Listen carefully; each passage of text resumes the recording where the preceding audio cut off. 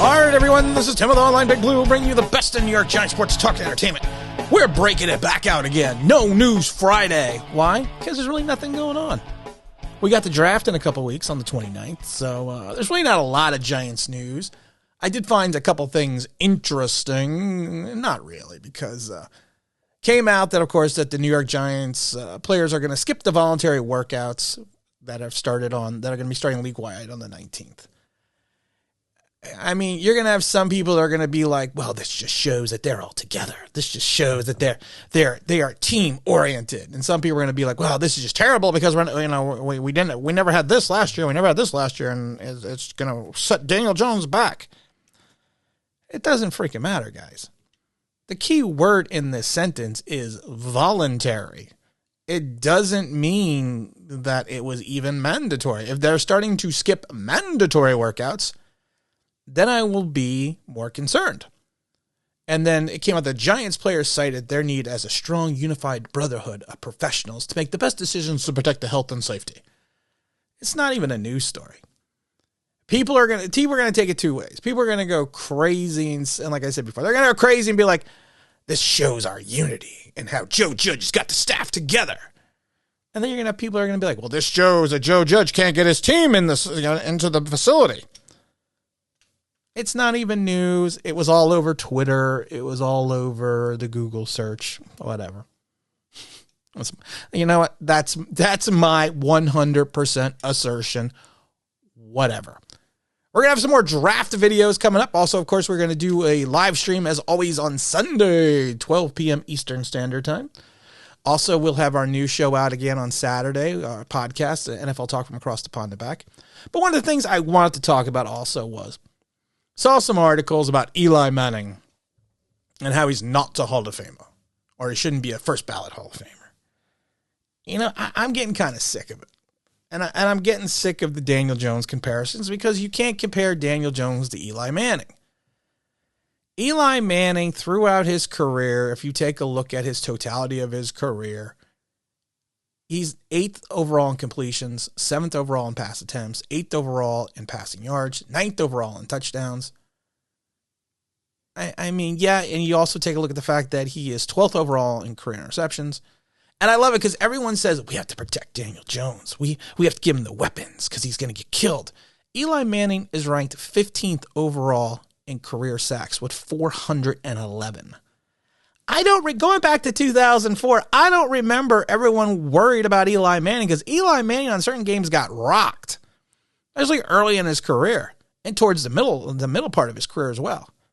The dude got leveled. If anyone remembers that San Francisco playoff game, at one point before he threw the game-winning touchdown, he literally has his helmet off to the side and he's picking dirt out of his head. But I don't sit there seeing people saying, well, you know, we need to get Eli more weapons or fix the offensive line. No, everything was always Eli Manning's fault. And to sit there and say that he does not have the career statistics or the proper credentials to be into the NFL Hall of Fame, of course that is. Yeah, you know what? All you got to say is 2 Super Bowl rings, 2 Super Bowl MVPs, and you're in the top 10 of every statistical passing category in the league that matters. That's what you need to look at. People will point out, well, he only went to 4 Pro Bowls, and he's only been Player of the Week 4 times, and he was only once the NFC Offensive Player of the Month. So what? He's got 2 Super Bowl MVPs, a Walter Payton Man of the Year award. You know, he went to the Pro Bowl 4 times. And like I said, to me, the Pro Bowl has always been a subjective format. But if you look at his entire career, I mean, it stretched. He had, first of all, he had the ability to stay on the field. He also had, let's see how many 4,000-yard passing seasons. 1, 2, 3, 4, 5, 6, 7. How many times did he throw for over 20 touchdowns? 1, 2, 3, 4, 5, 6, 7, 8, 9, 10, 11, 12. How many times did he throw for over 30 touchdowns? 1, 2, 3. I feel like the count. Yes, 1, 2, 3. And then people will point out, well, his interception total. Okay, his interception total in 2007 was 20, which is also, I'm not sure what happened that year. His interception total in 2010 was 25.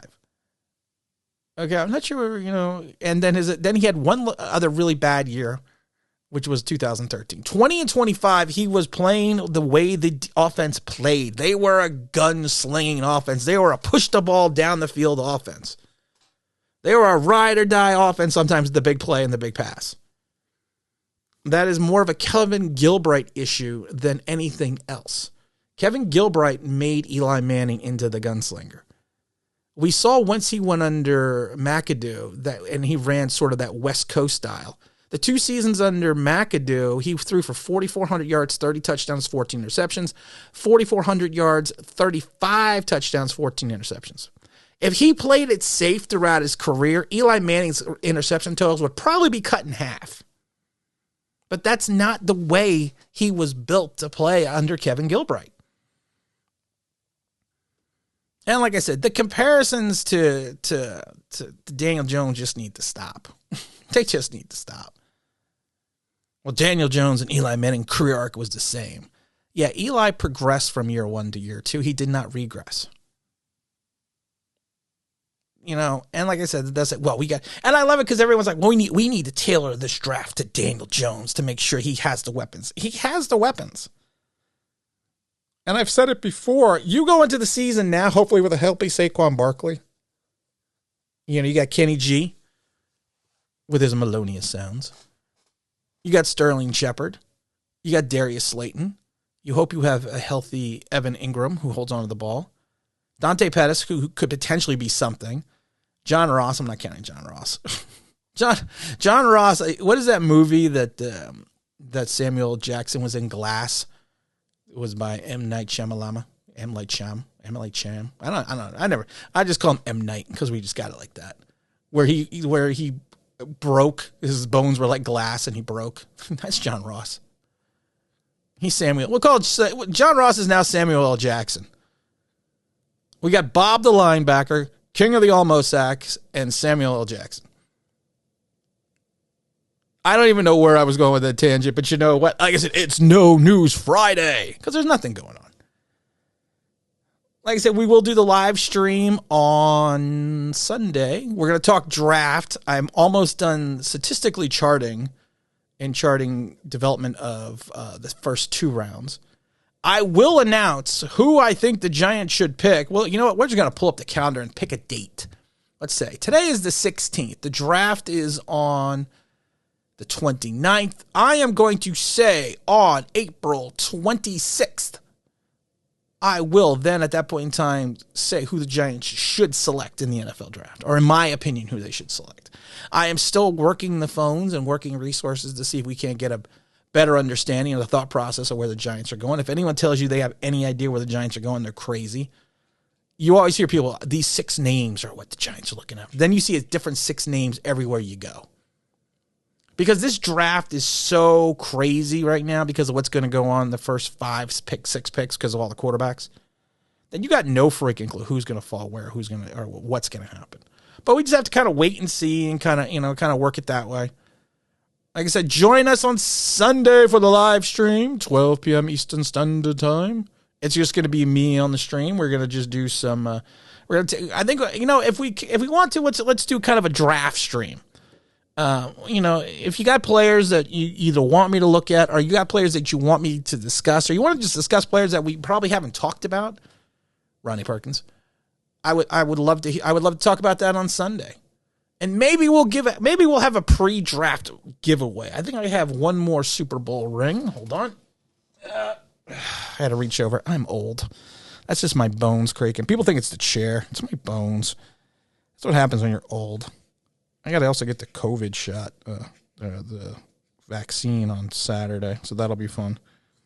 I love when people say they're going to get the COVID shot. So what, you're going to inject yourself with COVID? It's the COVID vaccine. So I only bring it up because someone told me that yesterday. Yeah, I got 1 ring left. So you know what? Maybe we'll do Super Bowl ring giveaway. But again, this is Tim with Online Big Blue, bringing you the best in New York Giants sports talk and entertainment. And as always, if you can subscribe. If you ring that bell, you think that means, that'll be awesome.